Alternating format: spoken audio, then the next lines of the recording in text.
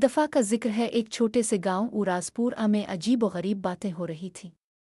ये गांव पहाड़ों के दरमियान और घने जंगलात के बीच छुपा हुआ था, जहां बाहर का कोई शख्स आसानी से नहीं पहुंच सकता था।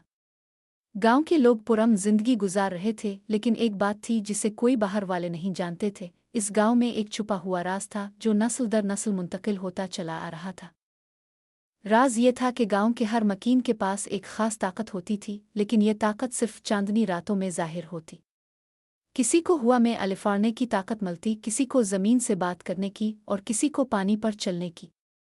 ये ताकतें गांव के लोग अपनी हिफाजत के लिए इस्तेमाल करते, लेकिन उन्हें सख्ती से हुक्म था कि वो उन ताकतों को बाहर वालों के सामने जाहिर न करें।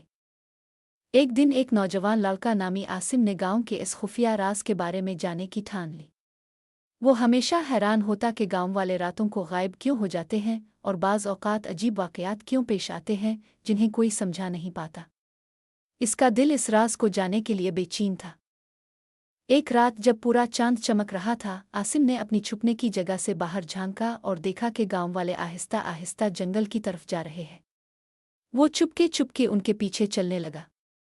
जंगल के बीच एक साफ जगह पर पहुंचकर इसने देखा कि गांव वाले अपनी अपनी ताकतों का इस्तेमाल कर रहे हैं।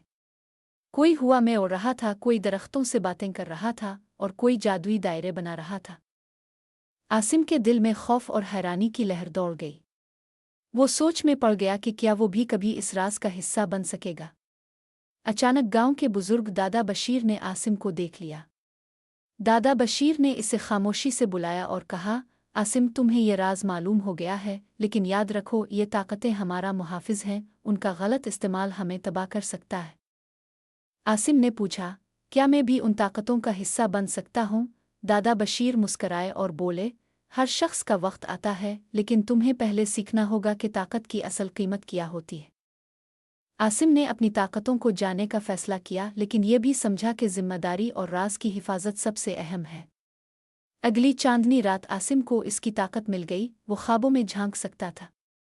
इसे जल्द ही मालूम हो गया कि ये ताकत गांव के सबसे बड़े राज को महफूज रखने के लिए ज़रूरी थी।